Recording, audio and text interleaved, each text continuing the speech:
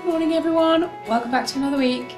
Today's plan of action is to go through the broad beans and to harvest as much as possible so I can blanch them for a couple of minutes and then freeze them, and that'll be for autumn and winter use.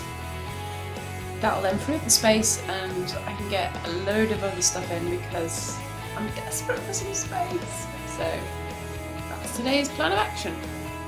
So it's late in the evening, but I've got all of these broad beans that absolutely need something to do with.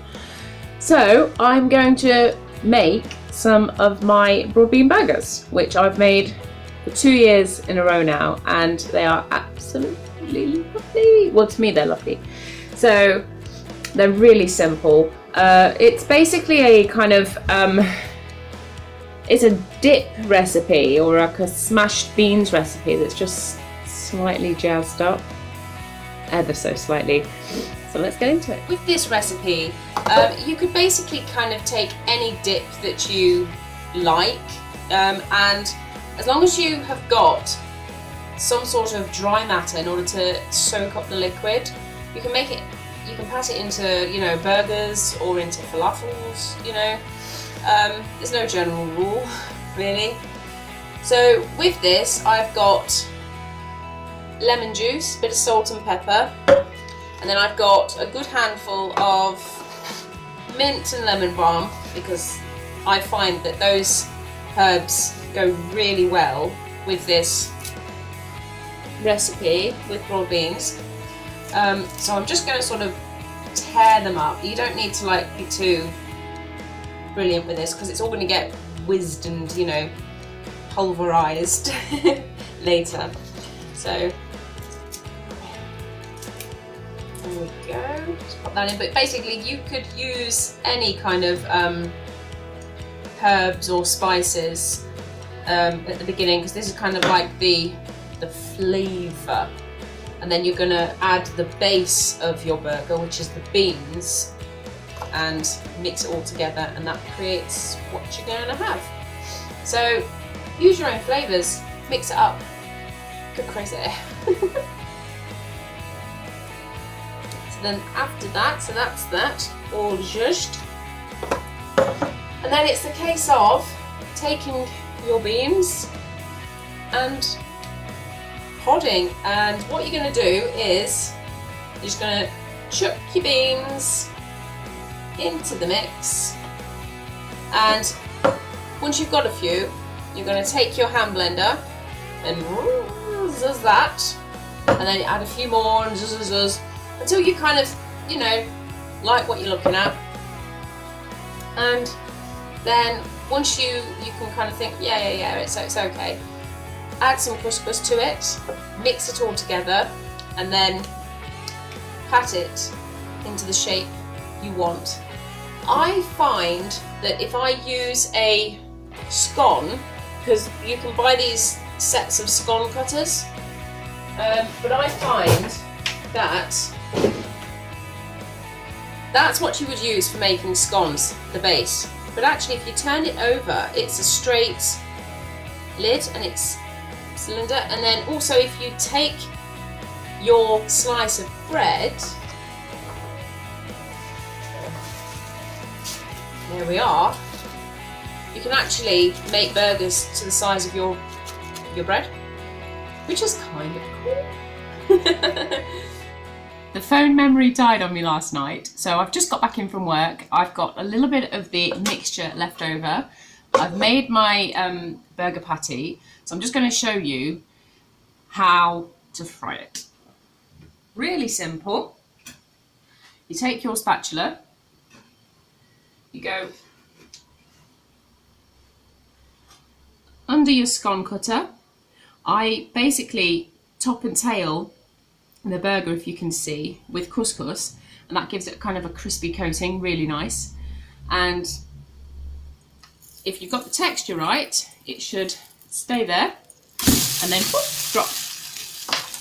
Sizzles away, maybe 2 minutes on that side, let it brown off a little, and then spatula under, flip it over, and then just keep doing that until you're satisfied with the goldenness of the couscous and that it's cooked through.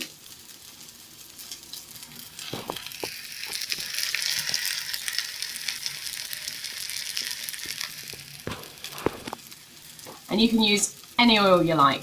I find that coconut oil goes really well if you're making a courgette burger, but here I've just got sunflower.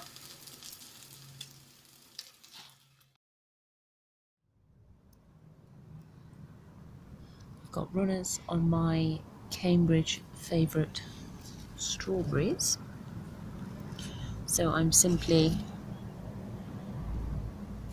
laying them down in a little bit of compost, the tiniest of pebbles just to keep them in place.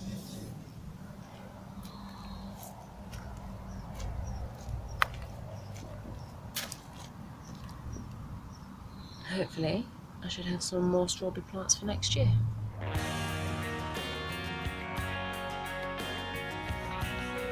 So this week's veg basket is a bag full of mixed salad. There we've got a greyhound cabbage, and if you can see in there,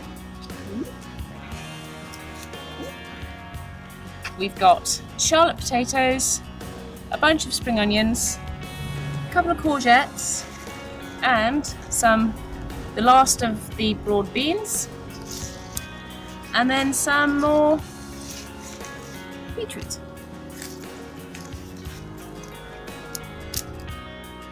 So I'm just out here enjoying a summer day, reading a book, Farmer's Market. It's got some rather interesting facts. In news, I am going to be opening up my garden for a couple of days at the end of the month. That is for people who are interested in self-sufficiency but maybe haven't tried it or daren't, and then we'll just see who turns up. Basically, I have contacted my local vegan veggie club and sort of invited them to come along, so we shall see on that front. So it's a little bit weeding and path laying and general, what else have I got in a tub that I can get in a space somewhere. And yeah, so also this week last week we've had the women's football. Well done, girls, honestly. And Conta yesterday at Wimbledon, bless her, she tried, but in all fairness, the other girl was in it to win it. You could see it in her eyes, in her face, everything. She was ready. So never mind, Ava. I think, especially with the women's football, that hello. Oh. Yeah. Males.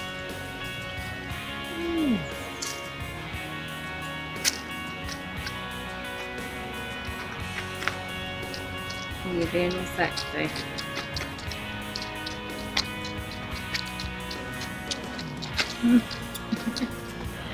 She's watching the girls.